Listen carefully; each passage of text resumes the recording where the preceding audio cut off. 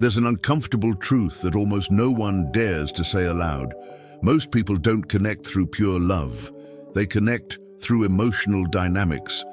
And while many still believe in beautiful idealizations, others have already understood that relationships are, to a large extent, guided by predictable psychological patterns. It's not about manipulation, it's about seeing what has always been there. As Niccolo Machiavelli would teach, politics guided by reality, not by ideals, always wins in the long run. And when you apply this to human relationships, everything changes. Because you stop reacting and begin to understand. And whoever understands inevitably takes control of their own position. Now think about this without filtering. How many times have you done everything right and still lost ground, attention, or respect?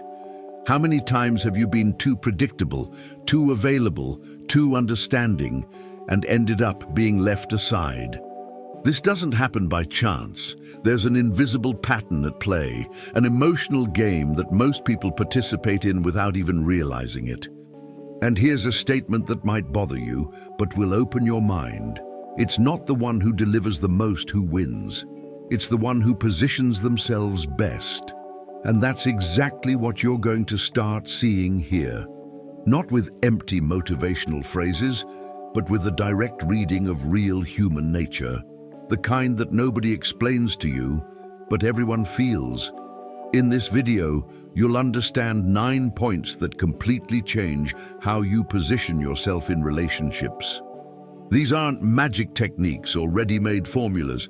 They're psychological patterns that, when ignored, put you at a disadvantage, and when understood, take you to another level. You'll notice things that previously went unnoticed. You'll understand reactions that previously seemed confusing, and most importantly, you'll see where you might be giving up your own value without realizing it. But be careful. Once you see this, there's no way to unsee it. And perhaps the most important question isn't what you'll learn, but what you'll do with it. If something inside you awakened while listening, don't ignore that feeling. This channel isn't about videos, it's about memories. Remember who you were before the fear, before the exhaustion, before the silence. Each new video here is a different reflection of your own soul, an invitation to understand what the world never taught you. The power you seek outside has always been within you. If you feel that this journey speaks to what lives silently within you, sign up now, not to follow yet another creator, but to reconnect with something the world tried to make you forget. Because here, every word was made to heal, each reflection to awaken, and each video serves as a reminder. You are not alone on the path back to yourself. Click on subscribe and turn the algorithm into a daily reminder of who you really are. He understood early on something most people ignore. What is given too easily loses value, not out of malice, but because of human nature. As he already said, decisions based on real human nature always outweigh beautiful ideals. And here comes an almost Machiavellian principle, not in a vile sense, but a strategic one. Validation needs to be controlled. He doesn't praise at every step. He doesn't respond with exaggerated enthusiasm to every gesture. On the contrary, he observes, filters, chooses when to validate. This creates something powerful, emotional scarcity. And scarcity generates value. Think of it like a rare product on the market. When it's everywhere, nobody cares. But when it's hard to obtain, everyone wants it. In practice, instead of saying, "You look beautiful" every time, he waits for the right moment and speaks with intention. Instead of always responding immediately, he creates space. It's not childish play. It's politics guided by reality, not by ideals. And this begins to plant a silent doubt in her mind. Why doesn't he react like the others? And that's exactly where the game starts to change. Now, the common mistake would be to think this is coldness or disinterest. It's not. It's a calculated use of attention, something few master. He doesn't deny validation. He manages it. because he understands that constant validation generates inverse dependence. Whoever praises too much loses power. And here comes a brutally honest idea. It's better to be desired than available.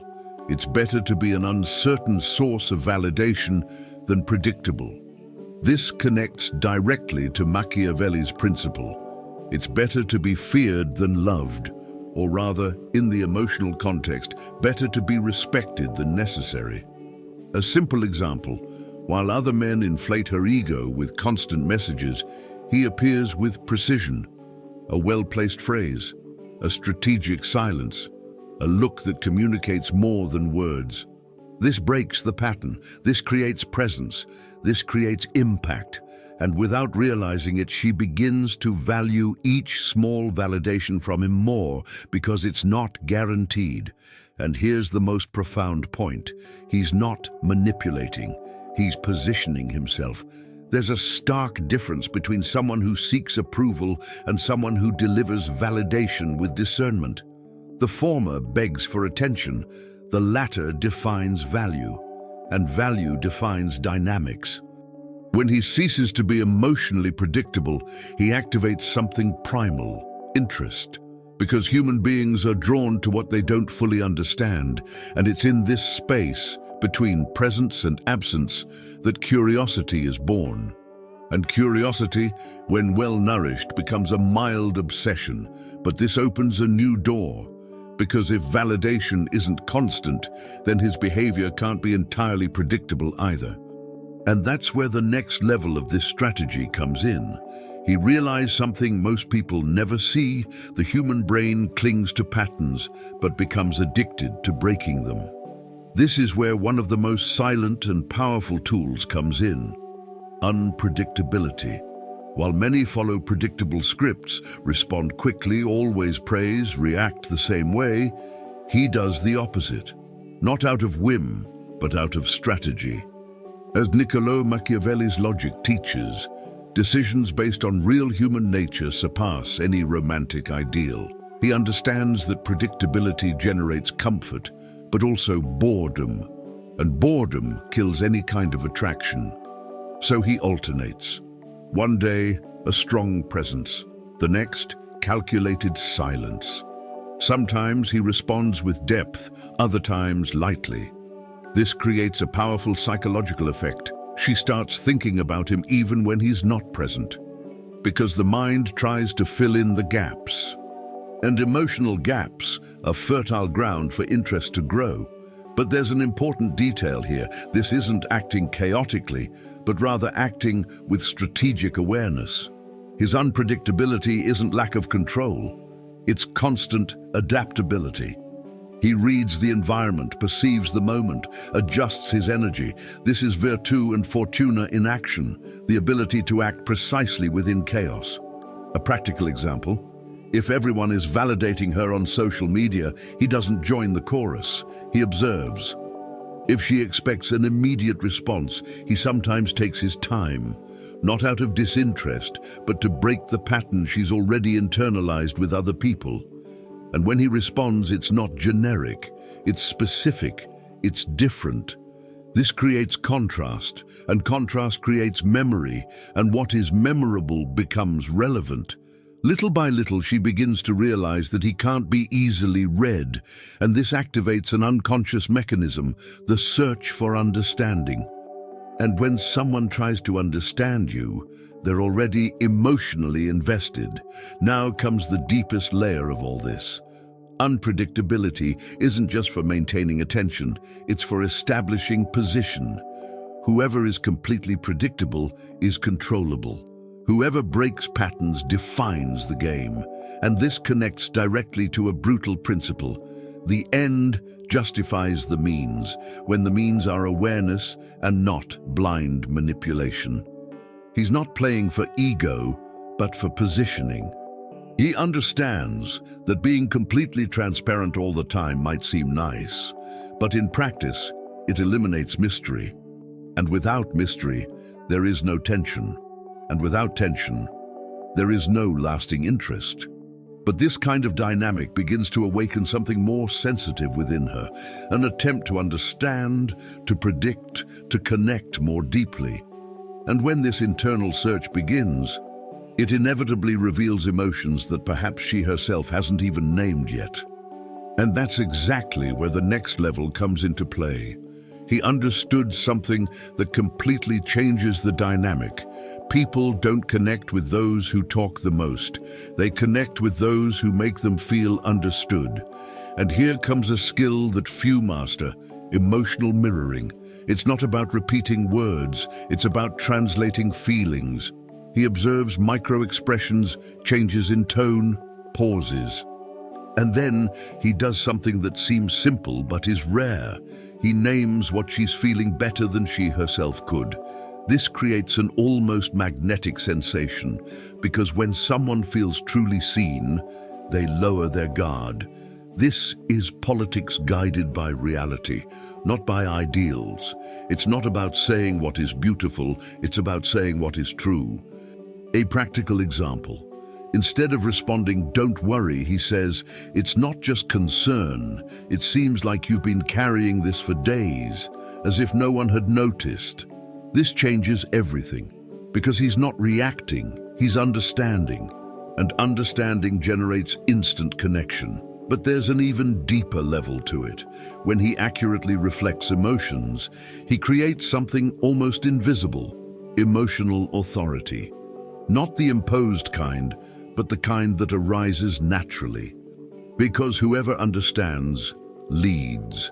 And this speaks directly to a silent principle of Machiavelli, the appearance of virtue. He doesn't need to say he's different, he demonstrates it.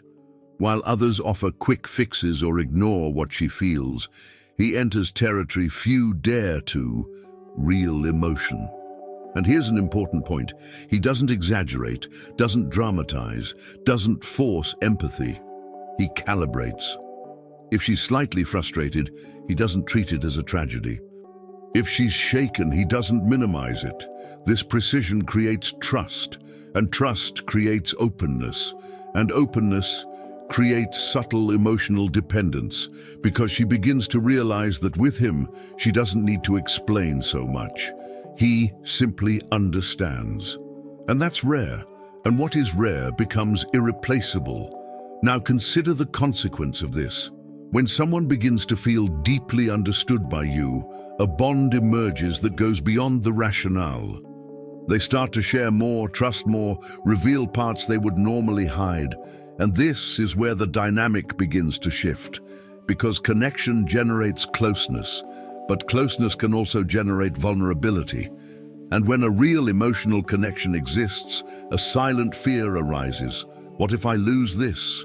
And this fear doesn't come from nowhere. It arises precisely from the quality of the connection built.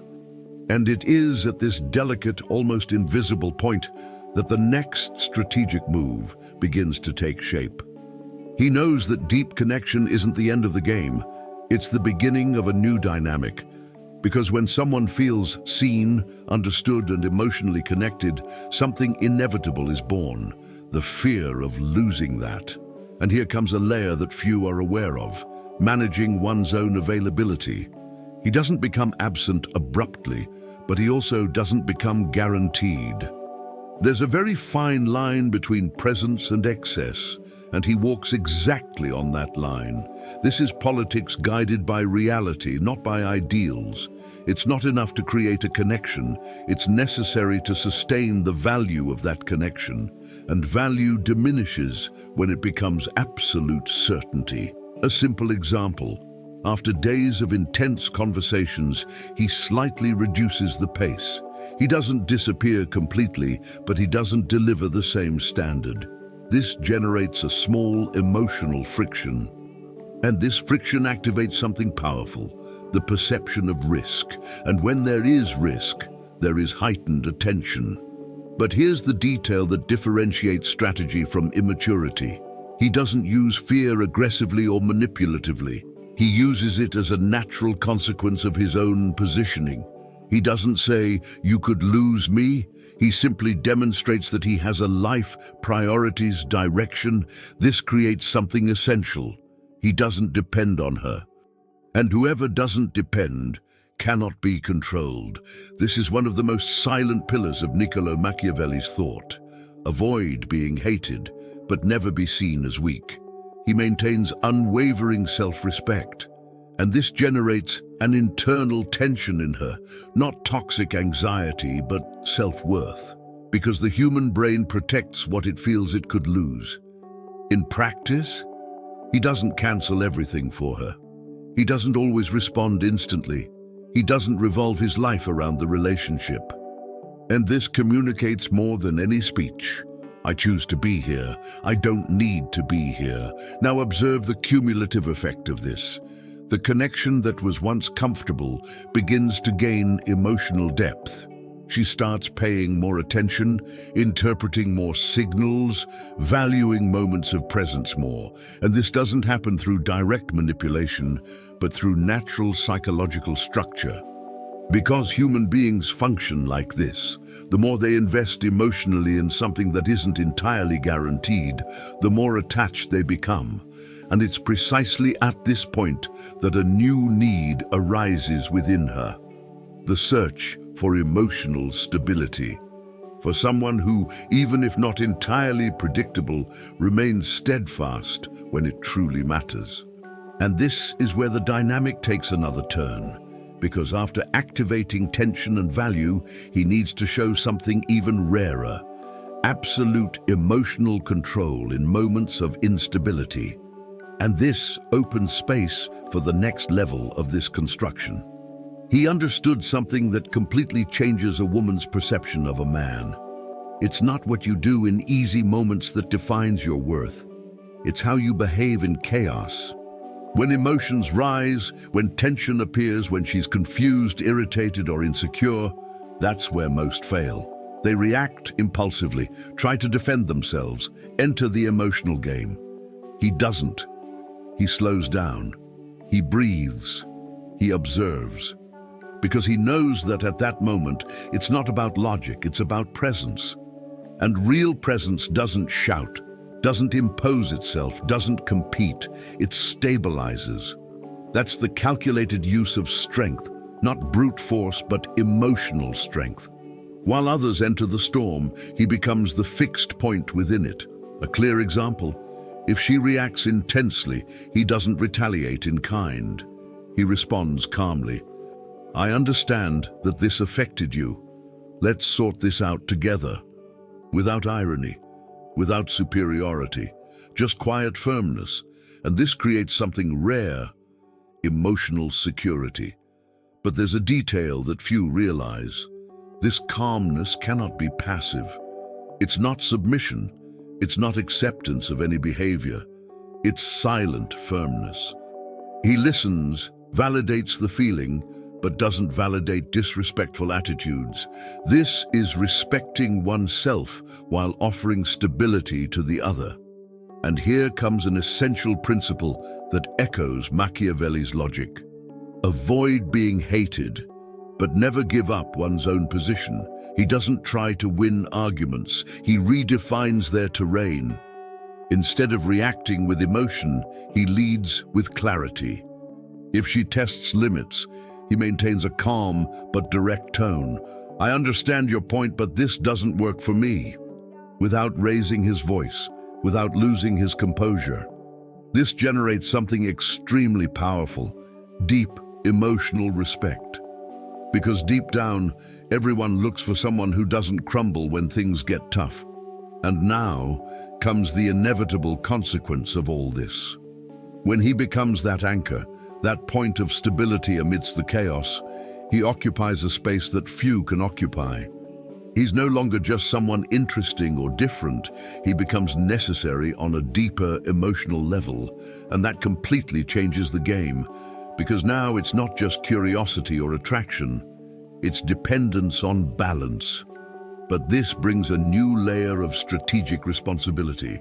Because when someone becomes an emotional reference point, their image, their posture, and their social presence begin to weigh even more.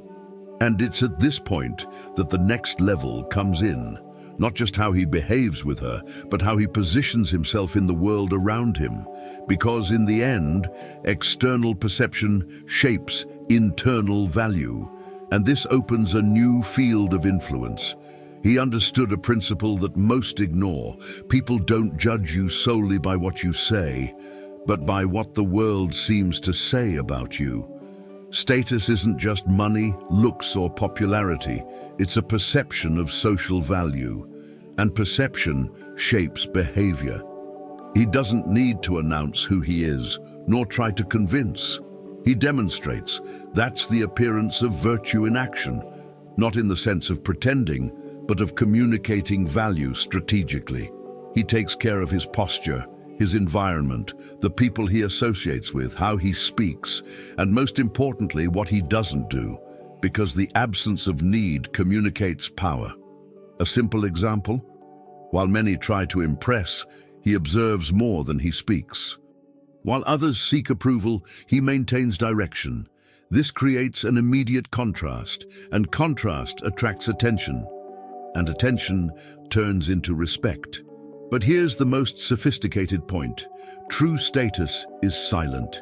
It doesn't flaunt, doesn't exaggerate, doesn't try to prove anything, because whoever needs to prove something doesn't have it yet. This is directly aligned with Machiavelli's logic.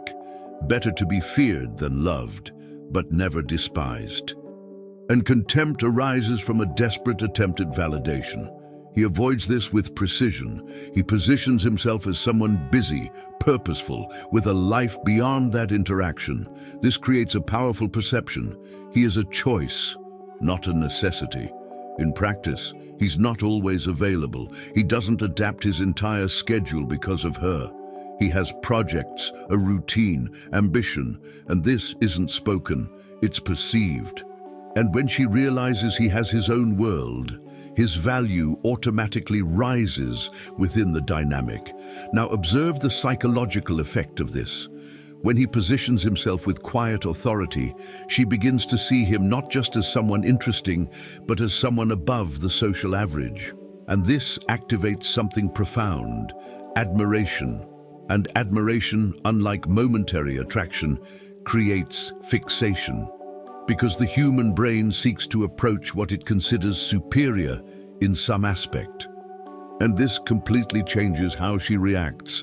She starts investing more, positioning herself better, trying to maintain the level of interaction. But in doing so, she inevitably reveals patterns, inconsistencies, and even contradictions in her own words. And it is at this point that an even sharper skill comes into play. Because those who truly pay attention don't forget details. And details, when used with precision, become powerful tools in the dynamic. He plays a game that almost no one notices, the game of emotional memory. While many listen to respond, he listens to understand and to remember. Every detail matters: what she said about the past, what she values, what she criticizes, what she promises. He doesn't take notes, he doesn't force anything, he simply pays attention intentionally. And this creates a silent advantage, because sooner or later, everyone contradicts themselves, not out of malice, but out of human nature. And here comes a direct application of decisions based on real human nature. People reveal more than they realize. A practical example: she says she values respect, but accepts behaviors that contradict this. At another moment, he brings it back lightly. Funny, you said that was important to you, remember? Without accusing, without confronting aggressively, just mirroring. This creates an immediate impact, because she sees herself through him. But there's a line separating emotional intelligence from shallow manipulation. He doesn't use memory to attack, but rather to position and align. This is the calculated use of force, not to dominate, but to direct. He chooses the right moment, the right tone, the right intensity, because he knows that direct confrontation can generate resistance, but precise reflection generates awareness, and awareness changes behavior.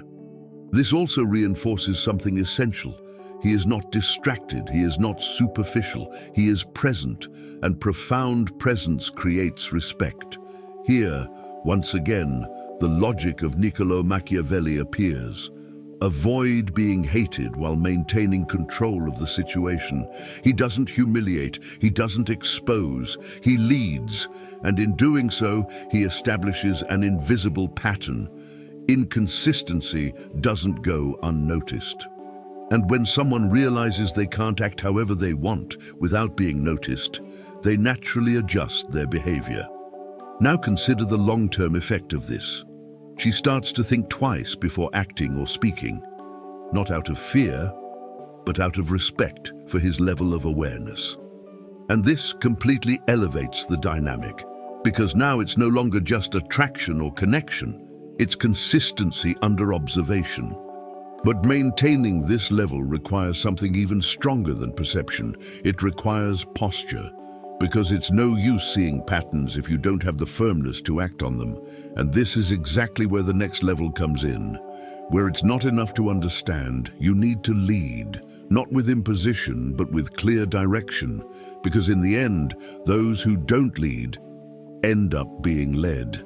He understood a truth that few dare to accept. Indecision is a silent form of perceived weakness. No matter how intelligent, interesting, or emotionally present someone is, if they can't decide, they lose strength in the dynamic. And here's something essential. Firm, masculine energy isn't aggression. It's clarity with direction. He doesn't ask permission to exist within his own life. He chooses, proposes, leads. This is politics guided by reality, not by ideals, because in practice, people feel safer alongside someone who knows where they're going. A simple example, instead of asking, "What do you want to do?" he says, "Let's go to that place you mentioned Friday night."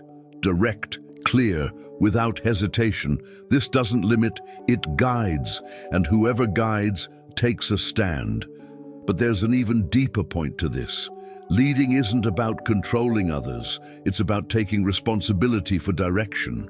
It doesn't force decisions, but it also doesn't hide behind neutrality, because constant neutrality breeds confusion. And confusion breeds loss of interest. Here enters a silent principle aligned with Machiavelli, virtu and fortuna, acting competently in the face of circumstances. He perceives the context and makes decisions based on it. If adjustments are needed, he adjusts. Constant adaptability, but he never abandons his own structure. This creates something powerful. Predictability in essence, unpredictability in form. That is, she knows he is firm, but doesn't know exactly how he will act in each situation. This maintains respect and interest at the same time. And most importantly, he doesn't seek approval at every step, because whoever seeks approval surrenders their own power. And observe the effect this has on her behavior. When he leads naturally, she relaxes on a deep level, because she doesn't have to carry the weight of the decision all the time. And this isn't about dependence, it's about dynamic balance. But real leadership has a price, consistency, because if he leads at some moments and hesitates at others, he loses credibility. And credibility, once shaken, is difficult to recover. Therefore, firmness needs to be constant, not rigid but stable. And this is exactly where we arrive at the most critical point of all. Because leadership without self-respect is just performance, and performance, sooner or later, crumbles. The next level isn't about leading the other person, it's about knowing when to withdraw. Because whoever doesn't know when to leave was never truly in control. He understood the rule that sums it all up. Whoever isn't willing to lose has already lost. Self-respect isn't talk, it's behavior. It's not what he says, it's what he tolerates. And here lies the line that separates presence from submission. He can be calm, strategic, even flexible, but there's an invisible limit that isn't negotiable. When that limit is crossed, he doesn't engage in endless arguments, doesn't beg for understanding, doesn't try to over-explain. He withdraws, clearly, silently, if necessary. This is the calculated use of force in its purest form, not reacting impulsively, but acting with precision, because in the end, decisions based on real human nature show that people test limits until they find one. And when they find a firm limit, they respect it. When they don't, they move on. Simple as that. But here's the point that few dare to apply. Leaving isn't punishment. It's a stance. He doesn't leave to provoke a reaction. He leaves because he knows his own worth. And that communicates more than any argument. As Niccolo Machiavelli would teach, avoiding being hated is important, but never at the cost of being disrespected. He doesn't create unnecessary conflicts, but he also doesn't accept just any kind of behavior. A practical example: if there's repeated disrespect, irony, games, lack of consideration, he doesn't engage in the cycle. He reduces his presence, he distances himself, and if necessary, he ends it. Without drama, without spectacle, just a decision. And this decision generates a profound impact because it breaks a common pattern, that of men who stay even when they shouldn't. And when someone does the opposite, it completely changes the perception. Now observe the final effect of this entire process.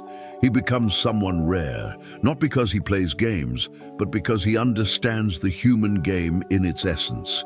He validates with discernment, maintains unpredictability, creates deep connection, sustains emotional presence, projects social value, leads with firmness, and, above all, does not compromise his own respect. And this closes a strategic cycle that few manage to maintain. Because it requires awareness, emotional control, and consistency, and that's exactly what separates those who are just another one from those who truly make a mark. But all of this, when well applied, is not just about relationships, it's about identity. And how you position yourself here inevitably begins to influence all areas of your life. And perhaps that's the question that's starting to echo now. Now, the truth that most people avoid facing, knowing all this and not applying it, changes absolutely nothing. Knowledge without action is just a comfortable illusion. You saw patterns, understood dynamics, noticed mistakes you may have been repeating for years. But the question that really matters is simple and uncomfortable. Will you continue acting the same way after this? Or will you start, little by little, to adjust your posture, your presence, your decisions? Because in the end, politics guided by reality, not by ideals, demands something that few can sustain: consistency. It's not about applying everything at once, but about not reverting to autopilot after you've already seen the game. Think about your recent interactions. Where did you place yourself below what you should have? Where did you seek validation instead of defining value? Where did you tolerate what you knew you shouldn't? These answers are uncomfortable, but they are exactly where your change begins. And here comes a straightforward principle that echoes from Niccolo Machiavelli. Avoiding being hated is important, but never at the cost of losing your own respect. So tell me, are you being respected or just accepted? Are you being chosen or just convenient? Because there is a brutal difference between these two things, and recognizing this already puts you ahead of most. Now I want to hear from you. Which of these points most impacted how you see yourself today? Which one do you feel you need to apply urgently? Write it in the comments, because sometimes putting it into words is the first step towards change. And if this type of content helps you see what you previously overlooked, then do the following. Subscribe to the channel and turn on notifications, because what you saw here today is just the beginning. The more you understand human nature, the less you are led by it, and you begin to guide your own life with clarity.